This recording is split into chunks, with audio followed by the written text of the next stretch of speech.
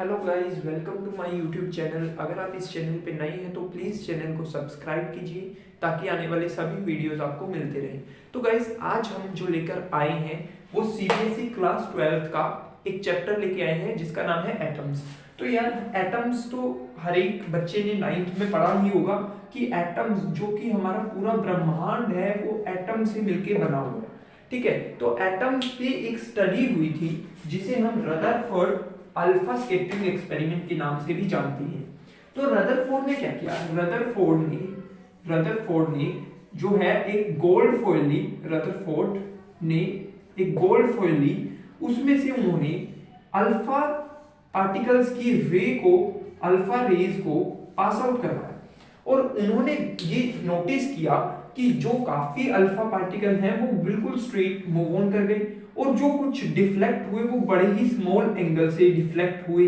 तो ये alpha particles जो है, जो ये रिजल्ट है, ये दिखा था रदरफोर्ड ने। उसके बाद रदरफोर्ड के बाद इसको लेके आए थे गिग्स मार्सडन एक्सपेरिमेंट के नाम से भी जाना जाता है। मार्सडन एक्सपेरिमेंट हुआ, एक एक्सपेरिमेंट हुआ।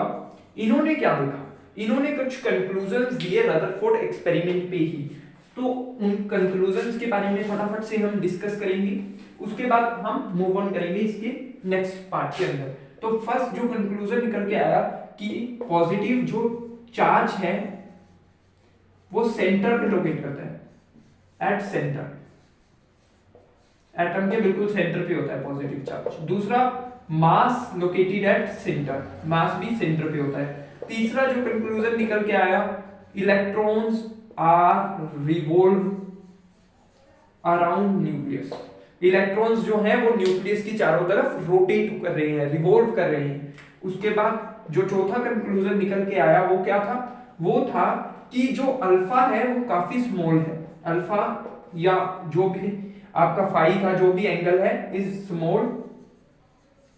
और जो पांचवा कंक्लूजन निकल के सामने आया, एटम इज एम्प्टी, यानी कि एटम ज्यादातर जो केसेस हैं, यानी कि ज्यादातर जो एटम का हिस्सा है वो एम्प्टी है। तो ये 5 कंक्लूजन निकल के सामने आए रदरफोर्ड एक्सपेरिमेंट और गिग्स मार्सडन एक्सपेरिमेंट के बेसिस पे।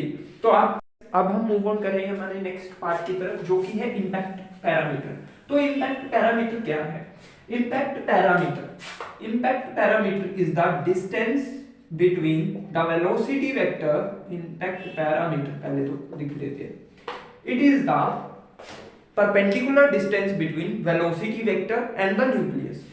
इनिशियल वेलोसिटी वेक्टर भी आप कह सकते हैं। मान लो ये अल्फा पार्टिकल आपका स्ट्रेट लाइन में आ रहा था, ठीक है। उसके बाद यहां पड़ा था जी न्यूक्लियस, और ये यहां आके ये बिल्कुल स्मॉल एंगल से डिफ्लेक्ट हो गया। मान लो कि ये फाई है, ठीक है। अब ये और ये अगर आपका स्ट्रेट लाइन है, ये मतलब बिल्कुल मान लो कि यहां तक ही है, बिल्कुल ये मतलब ऐसा।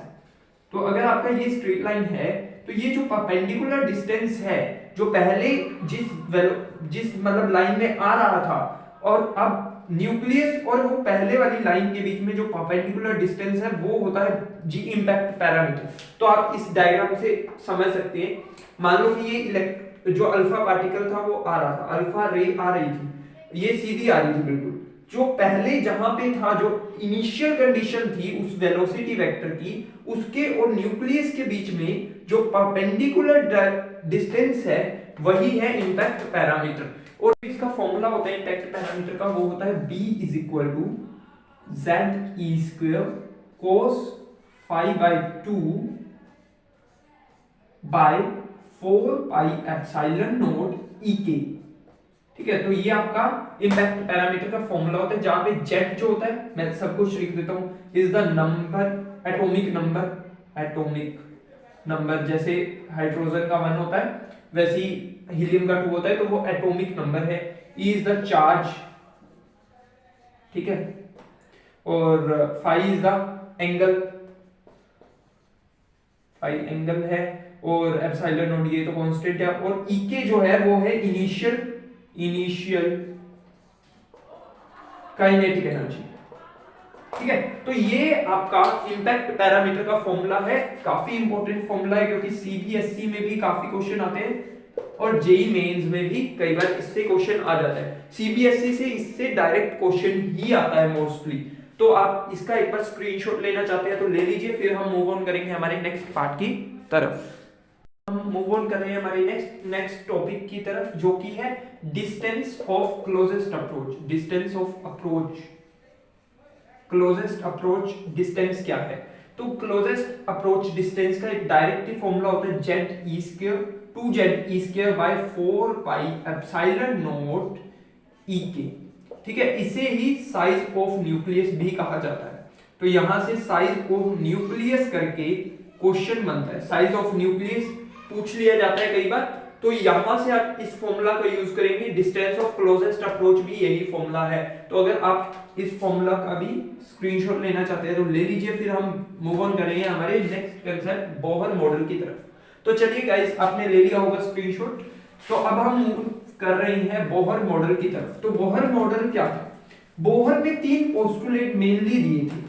बोहर का पहला जो पोस्टुलेट था वो था कि अगर ये न्यूक्लियस है और ये इलेक्ट्रॉन है, तो उन्होंने कहा था that electron revolve in a stationery orbit. Stationery orbit, ठीक है, जो इलेक्ट्रॉन है वो स्टेशनरी ऑर्बिट में रोटेट करता है।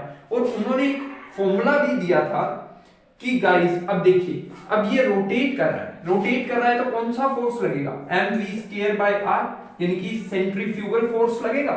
और इसमें एक फोर्स दिख रहा है मुझे, ये पॉजिटिव ये नेगेटिव, तो एक इन दोनों के बीच में कूलम फोर्स लगेगा।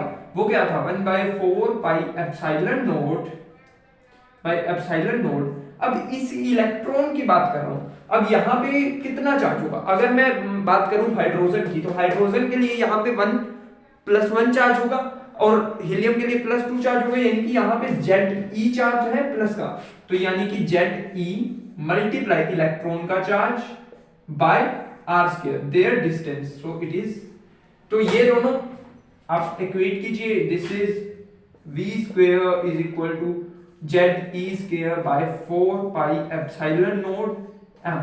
तो ये आपका एक फॉर्मूला निकल करके आ गया है और हम इसे सब्स्टिट्यूट भी करेंगे आगे। तो पहला जो था पोस्टुलेट बोहर मॉडल का वो ये था कि इलेक्ट्रॉन जो है वो रिवॉल्व करता है but in a stationery orbit. ठीक है गाइस, तो अब हम मूव ऑन कर रहे हैं हमारे नेक्स्ट जो पोस्टुलेट की तरफ।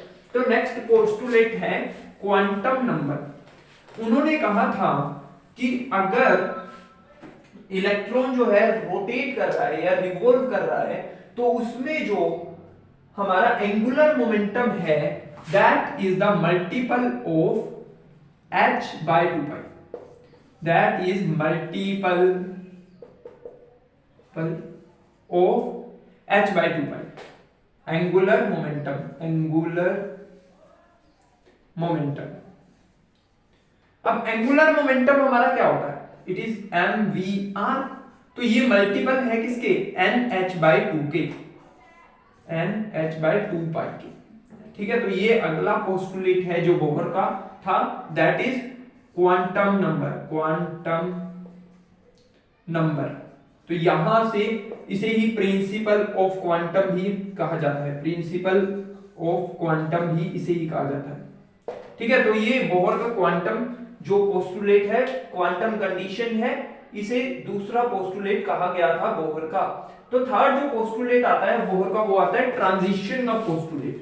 बोहर ने कहा कि अगर वो स्टेशनरी ऑर्बिट में अगर जो इलेक्ट्रॉन है रिवॉल्व कर रहा है, तो उसमें कोई भी मतलब वर्क डन नहीं होगा, मतलब जो है वो स्टेशनरी ऑर्बिट में रिवॉल्व कर रहा है। पर अगर हम इससे एक्साइटेड स्टेट में भेजें या इसे लोअर स्टेट में भेजें इलेक्ट्रॉन को, तो हमें जो वर्क डन या फिर कहें जो hν एनर्जी लगेगी वो होगी E1 - E2। ठीक है, तो ये बोहर का थर्ड जो पोस्टुलेट था वो ये था कि अगर हमें जो है स्टेशनरी ऑर्बिट से कोई भी आगे हमें भेजना है, तो हमें जो है वो एनर्जी देनी पड़ेगी। तो यही बोहर का थर्ड पोस्टुलेट भी था। इसे ही बोहर फ्रीक्वेंसी कंडीशन भी कहते हैं, Bohr frequency condition, frequency condition. ठीक है गाइस, तो ये हमारा हो चुका है। अब हम मूव ऑन करेंगे हमारे नेक्स्ट टॉपिक की तरफ, जो कि है रेडियस ऑफ ऑर्बिट। तो ऑर्बिट का रेडियस हम बोहर पोस्टुलेट से निकालेंगे, रेडियस ऑफ ऑर्बिट। ठीक है, अब देखिए बोहर का हमने पहला जो पोस्टुलेट देखा था उसमें क्या था, mv² by r is equal to 1/4 pi epsilon naught ze into e by r²। ठीक है, ये आप काटना चाहे तो काट भी सकते हैं, नहीं तो एक बार पढ़ा रहने देते हैं, हम इसे देखते हैं। ठीक है गाइस, अब देखिए जो दूसरा बोहर का पोस्टुलेट था that is mvr is equal to nh/2 pi. ठीक है, अब मैं यहां से v की वैल्यू निकालूंगा, v is equal to nh/2 pi mr। ठीक है, और इस इक्वेशन में सब्स्टिट्यूट कर दूंगा, इस वाले में। ठीक है, अब देखते हैं अब मैं अगर इसमें सब्स्टिट्यूट करूंगा, it is m nh/2 pi mr square by r। ठीक है, is equal to 1/4 pi epsilon naught, it is ze² by r²। ठीक है, तो यहां तक मुझे नहीं लगता कि कोई भी आपको दिक्कत हो रही होगी, तो मैं एक लाइन खींच देता हूं ताकि आपको डिफरेंस रहे इधर। ठीक है गाइस, अब हम देखते हैं इधर। तो अब देखिए it is mn² bye 2 pi का square which is 4 pi square, it is 4 pi square m² r³ is equal to ze² by 4 pi epsilon naught r²। ठीक है, अब देखिए क्या कुछ कट रहा है, m से m कैंसल, 4 पाई से 4 पाई कैंसल। ठीक है, r² से r³ कैंसल। तो इधर देखते हैं, इधर अगर मैं सब भेज दूं r को तो यहां पे बचेगा n² h² बाय ze²। ठीक है, इंटू एप्सिलॉन नॉट, और यहां पे आ जाएगा पाई m। तो ये आपका जो है,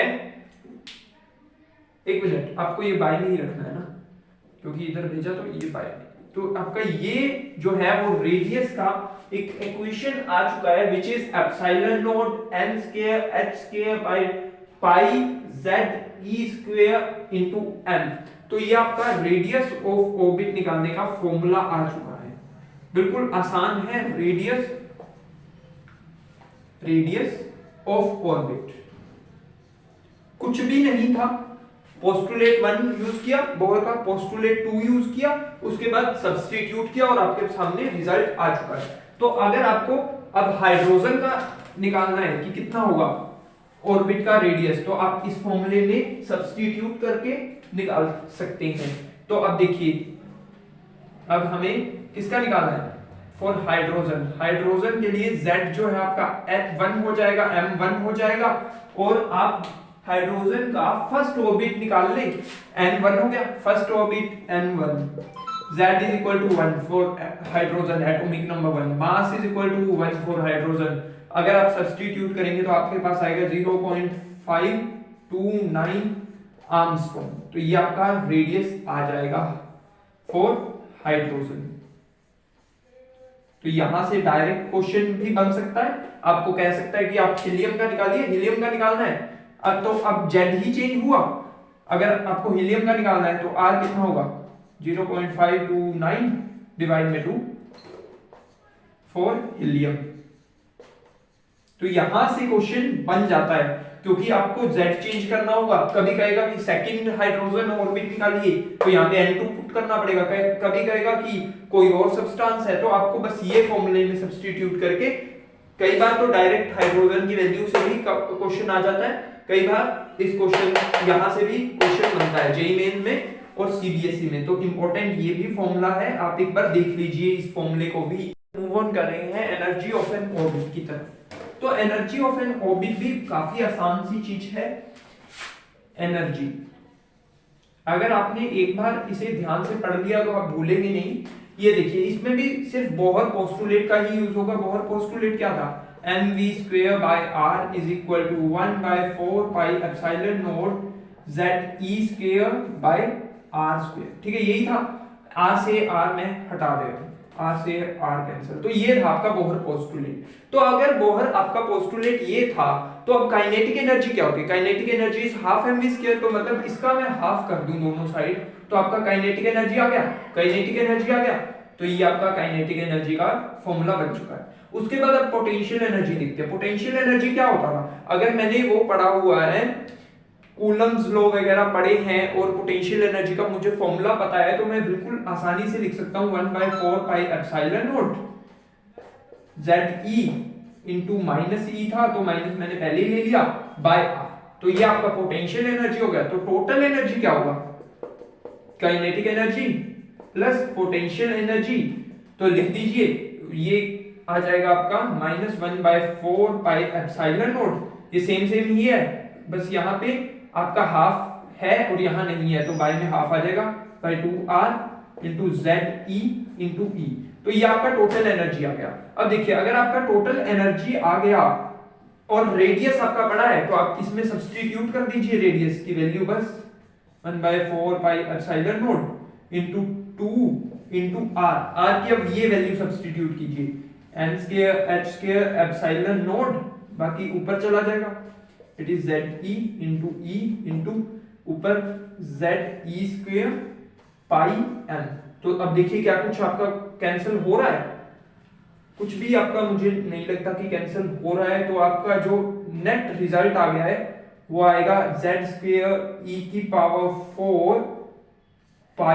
पाई कैंसिल हो रहा है, पाई से पाई कैंसिल हो गया और m by 4 into 2 which is 8 epsilon naught, ठीक है, into n² h² epsilon not दोबारा आ गया तो एप्सिलॉन²। तो ये आपका मुझे लगता है कि फॉर्मूला आ चुका है। एक बार हम वेरीफाई कर लेते हैं। It is m minus m Z²e⁴ divided by 8e epsilon not square n² h²। तो बिल्कुल सही आपका फॉर्मूला आ चुका है। तो मैं यहाँ पे लिख दे रहा हूं, the energy formula is, total energy formula is -Z²e⁴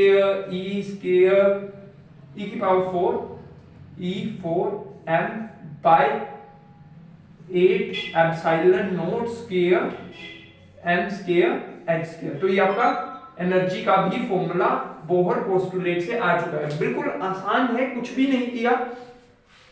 energy निकालने के लिए हमने दोबारा बोहर पोस्टुलेट लिया, हाफ लिया तो काइनेटिक एनर्जी का फॉर्मूला हो गया। उसके बाद पोटेंशियल एनर्जी लिया, ऐड किया, उसके बाद R की वैल्यू यहां से हमने सब्स्टिट्यूट की और आपके पास एनर्जी का इक्वेशन आ चुका है। तो अगर आप इसका स्क्रीनशॉट लेना चाहते हैं तो ले लीजिए गाइस। हम गाइस मूव ऑन कर रहे हैं एक नए फॉर्मूले की तरफ जिसमें हमने R एक कांस्टेंट लेट कर लिया है जिसकी वैल्यू है m⁴ by 8 epsilon not square CH³। अगर आप लेट करना चाहे तो ठीक है, नहीं तो ये फॉर्मूला भी आपका 110% सही है। अगर आप इसे शॉर्ट फॉर्म में लिखना चाहें तो इसे लिख सकते हैं -Z²R⁴HC/n²। बस उसमें से हमने R को एक कांस्टेंट की तरह ट्रीट कर लिया है। और अगर हम हाइड्रोजन के लिए एनर्जी निकालते हैं, हाइड्रोजन के लिए, तो ये आपका जो आता है -13.6/n² इलेक्ट्रॉन वोल्ट आपका एनर्जी आता है अगर आप हाइड्रोजन के लिए सब वैल्यूज को सब्स्टिट्यूट कर देते हैं गाइस। तो अगर आप इस डायरेक्ट फॉर्मूले को भी याद रख सकते हैं जो कि बहुत आसान सा फॉर्मूला है उसके, क्योंकि ये फायदे हैं। अगर हमें कह दे कि energy of first hydrogen series, तो -/n को 1 पुट कीजिएगा तो आ जाएगा। उसके बाद एनर्जी ऑफ सेकंड 2 पुट कीजिएगा तो आ जाएगा। और अगर कहें इनफाइनाइट सीरीज की तो 0 होगी, 0 इलेक्ट्रॉन वोल्ट होगी। ठीक है, तो अब हम आगे मूव ऑन करेंगे। मुझे जो फॉर्मूला चाहिए था वही मैंने रख लिया है जो कि हाइड्रोजन स्पेक्ट्रम के लिए हमारे लिए काफी यूजफुल होगा। तो तो हाइड्रोजन स्पेक्ट्रम के लिए हम मूव ऑन कर रहे हैं। बोहर पोस्टुलेट से शुरुआत करते हैं। बोहर पोस्टुलेट जो था उसने कहा था कि अगर एक जो इलेक्ट्रॉन है वो हायर स्टेट से लोअर स्टेट में आ रहा है तो वो एनर्जी का गैप क्रिएट करेगा which is h mu is equal to EI minus EF, यानी कि जो एनर्जी है initial point and at final point. तो अब देखिए इसी फॉर्मूले में मैं सब्स्टिट्यूट कर दे रहा हूं, it is RHC by NI square minus RHC by NF square. अब देखिए यहाँ पे माइनस अंदर भी था माइनस बाहर भी था, तो आपका जो नेट फॉर्मूला निकल के आया that is RHC into 1 by NF square minus 1 by NI square. ठीक है, तो ये अब देखिए इक्वेट कीजिए उस फॉर्मूले के साथ। ठीक है, म्यू है, ये h से h कट गया। अब मैं इसे लिख दे रहा हूं इस टर्म में n square f minus NI square.